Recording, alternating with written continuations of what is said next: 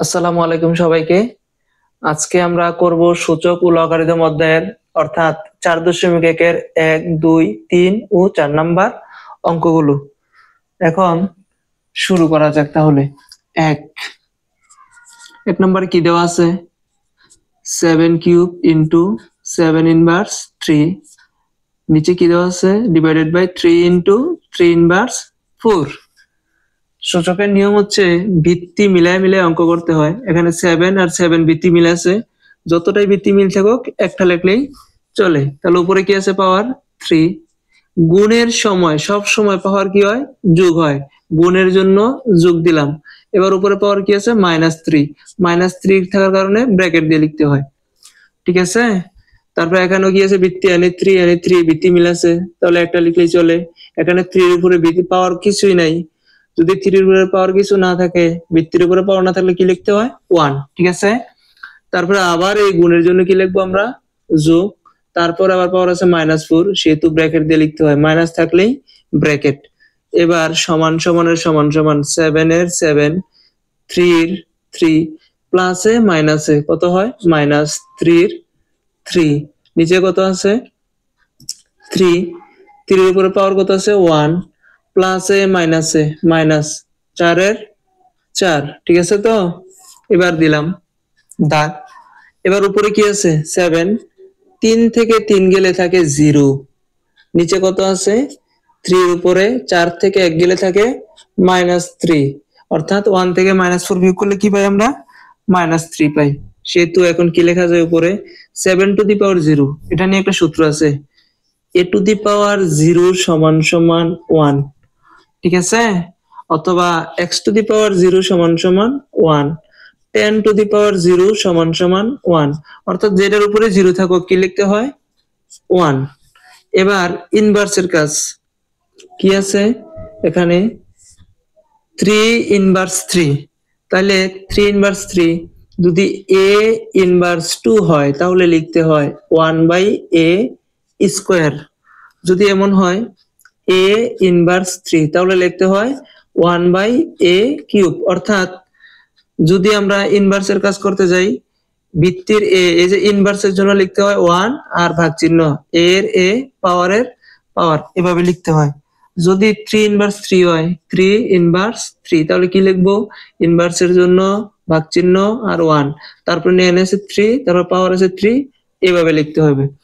তাহলে এভাবে যদি লিখতে হয় তাহলে 3 ইনভার্স 3 এর জন্য আমরা কি লিখতে পারি? 1 ভাগ 3 কিউব। তাহলে এবার কি পাওয়া যায়? উপরে 1 আছে 1, মাঝখানে 1 আছে 1, নিচে হচ্ছে 3 কিউব। 3 কিউব সমান কত? 3 কিউব সমান 27 সমান সমান উপরের 1 এর 1, এই ভাগ চিহ্নের বদলে দিব একটা গুণ চিহ্ন। এবার 27 চলে যাবে উপরে, 1 চলে আসবে নিচে। তাহলে এবার 1 আর 27 যদি আমরা গুণ করি, 27 এর 27 নিচের 1 এর কোনো দাম নেই। অর্থাৎ এটার যদি আমরা ক্যালকুলেশন করি এটার মান দাঁড়ায় 27। আচ্ছা, এবার আমরা 2 নাম্বারটা দেখি। 2 নাম্বারে কি দেওয়া আছে? নাম্বার 2। 2 নাম্বারে দেওয়া আছে cube root 7 into cube root, হ্যাঁ ভুল লিখছি একটু, সরি। কি লেখা যায়? Cube root 7 square into cube root 7। তারপর নিচে কি আছে? নিচে আছে √7। এটার জন্য কি লেখা যায়? সমান সমান এই কিউব রুটের জন্য লেখা যায় 7 স্কয়ার ইন্টু 1/3। ঠিক আছে তো? ইন্টু 7। আবার কিউব রুটের জন্য লেখা যায় কি? 1/3। নিচে কত আছে? √7। √এর জন্য কি লেখা যায়? √এর জন্য হয় পাওয়ার হাফ। ঠিক আছে? এবার পরবর্তী কাজ, 7 এর 7 নিচে 3 এর 3, 2 আর 1 গুণ করলে হয় 2 ইন্টু 7 এর 7 1/3। নিচে কত আছে?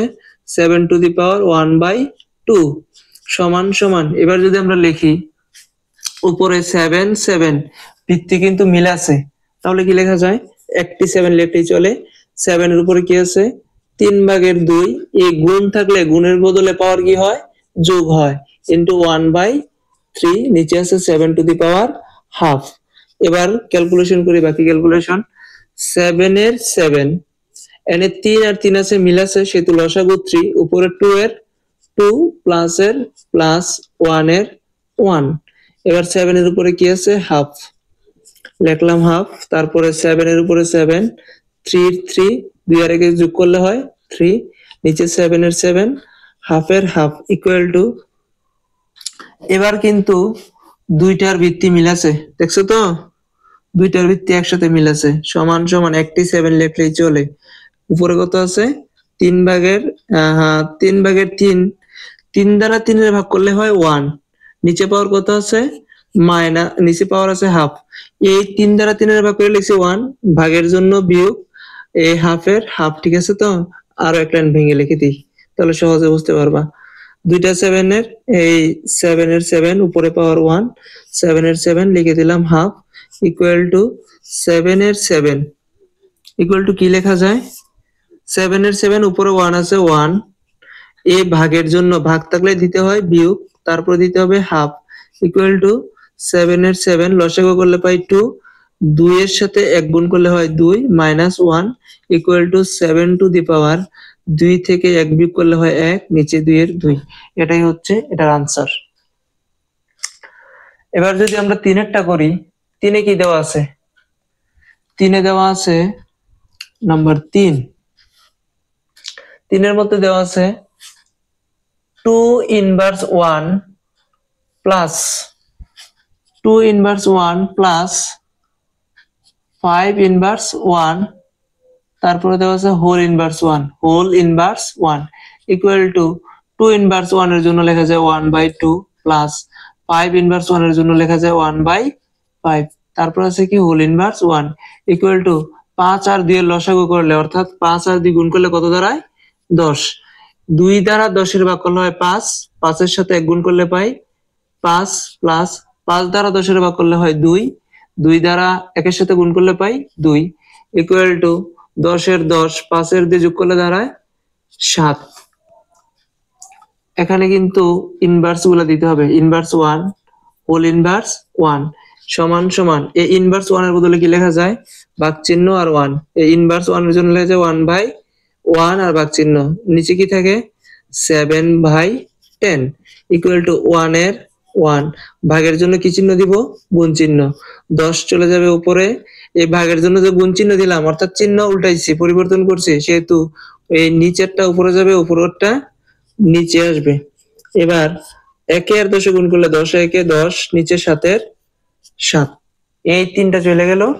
এবার হচ্ছে 4 নাম্বার অঙ্ক। 4 নাম্বারে কি দিছে? 4 নাম্বারে দেওয়া আছে কি দেওয়া আছে 2 into 2a inverse 1 plus 3b inverse 1, তারপরে দেওয়া আছে হোল ইনভার্স 1, ঠিক আছে তো? তাহলে এবার যদি আমরা লিখি সমান সমান 2 ইনটু a ইনভার্স 1 এর জন্য কি লেখা যায় 1/a প্লাস 3 b এর জন্য কি লেখা যায় 1/b, এবার দেওয়া যায় হোল ইনভার্স 1 ইকুয়াল টু কি দেওয়া যায় 2 আর একে গুণ করলে 2 এর a প্লাস এর প্লাস, 3 এর একে গুণ করলে হয় 3, নিচে b এর b whole inverse 1 equal to কি লেখা যায় a আর b এর যদি আমরা লসাগু করি তাহলে দ্বারা ab, a দ্বারা ab রে ভাগ করলে কি থাকবে b, b আর 2 গুণ করলে হয় 2b প্লাস b দ্বারা ab রে ভাগ করলে b a কাটা যায় থাকে a দ্বারা 3 গুণ করলে হয় 3a হোল ইনভার্স 1। এবার ইনভার্সের জন্য কি লেখা যায় ভাগ চিহ্ন আর 1, নিচে কি থাকে 2b plus 3a by ab, তাহলে এবার 1 এর 1 এই ভাগের বদলে দিব একটা গুণ চিহ্ন, ab উপরে চলে যাবে, 2b প্লাস 3a নিচে চলে আসবে। এবার 1 এর সাথে যদি ab এর গুণ করি, ab থাকবে, নিচের গুলা কি আছে 2b প্লাস 3a, তাহলে 3a টা আগে লিখে দেই যেহেতু এর জাত, তারপর লিখে দিলাম 2 এর b একটু সাজিয়ে লিখলাম।